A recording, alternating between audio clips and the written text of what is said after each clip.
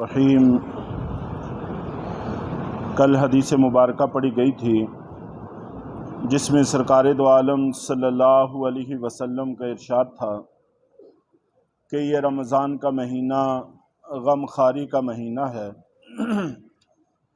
یعنی غربا مساکین کے ساتھ مدارات کا برتاؤ کرنا۔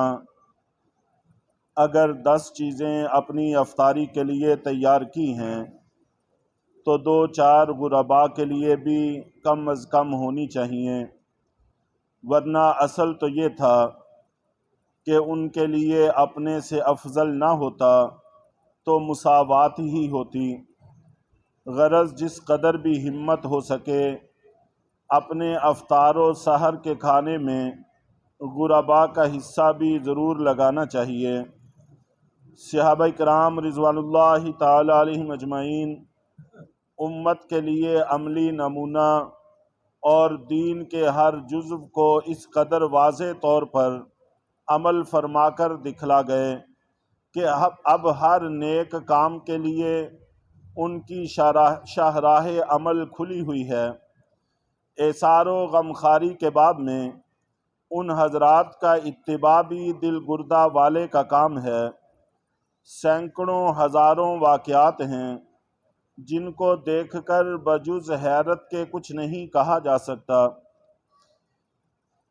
ابو جہیم رضی اللہ تعالیٰ عنہ کہتے ہیں کہ یرموک کی لڑائی میں اپنے چچا زاد بھائی کو تلاش کرنے چلا اور اس خیال سے پانی کا مشکیزہ بھی لے لیا کہ اگر اس میں کچھ رمق باقی ہوئی تو پانی پلا دوں گا اور ہاتھ منہ دھو دوں گا۔ وہ اتفاق سے پڑے ہوئے ملے، میں نے ان سے پانی کو پوچھا، انہوں نے اشارے سے مانگا کہ اتنے میں برابر سے دوسرے زخمی نے آہ کی۔ چچا زاد بھائی نے پانی پینے سے پہلے اس کے پاس جانے کا اشارہ کیا۔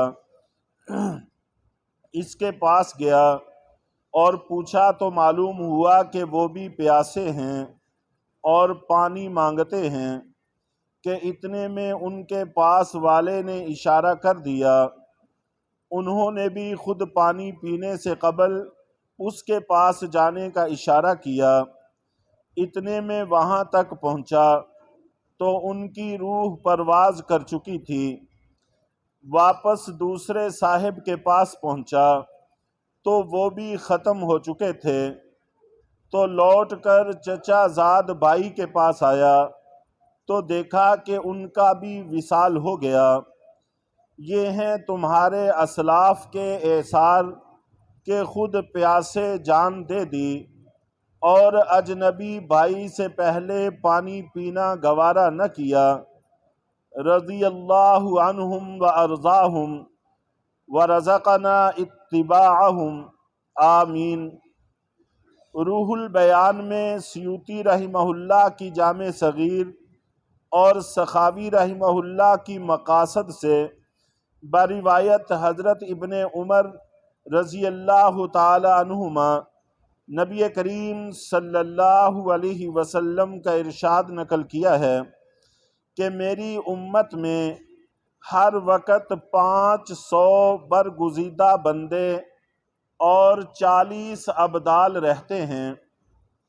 جب کوئی شخص ان میں سے وفات پا جاتا ہے تو فوراً دوسرا اس کی جگہ لے لیتا ہے۔ صحابہ کرام رضوان اللہ تعالی علیہم اجمعین نے عرض کیا کہ ان لوگوں کے خصوصی اعمال کیا ہیں؟ تو آپ صلی اللہ علیہ وسلم نے ارشاد فرمایا کہ ظلم کرنے والوں سے درگزر کرتے ہیں اور برائی کا معاملہ کرنے والوں سے بھی احسان کا برتاؤ کرتے ہیں اور اللہ کے عطا فرمائے ہوئے رزق میں لوگوں کے ساتھ ہمدردی اور غمخواری کا برتاؤ کرتے ہیں۔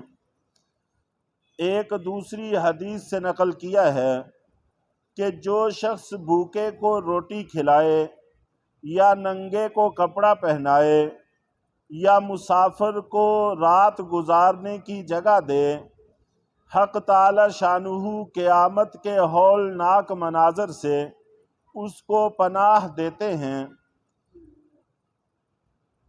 حضرت یحییٰ رحمہ اللہ حضرت سفیان ثوری رحمہ اللہ پر ہر ماہ 1000 درہم خرچ کرتے تھے، تو حضرت سفیان ثوری رحمہ اللہ سجدے میں ان کے لیے دعا کرتے تھے کہ یا اللہ، یحییٰ نے میری دنیا کی کفایت کی، تو اپنے لطف سے اس کی آخرت کی کفایت فرما۔ جب یحییٰ رحمہ اللہ کا انتقال ہوا تو لوگوں نے خواب میں ان سے پوچھا کہ کیا گزری؟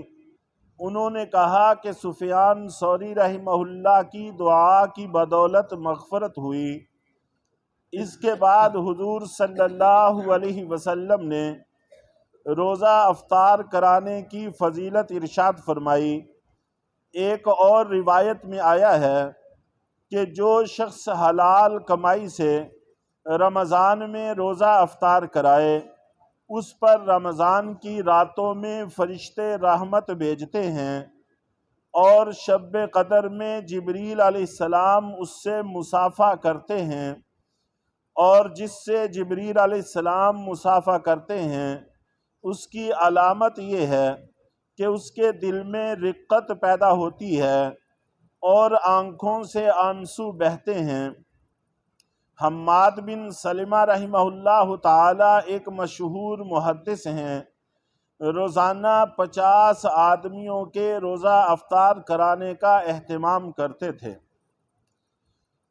تو یہ نبی پاک صلی اللہ علیہ وسلم کے ارشادات ہیں رمضان کے حوالے سے۔ تو اللہ تعالی ہم سب کو عمل کی توفیق عطا فرمائے اور اس کی قدر کی توفیق عطا فرمائے۔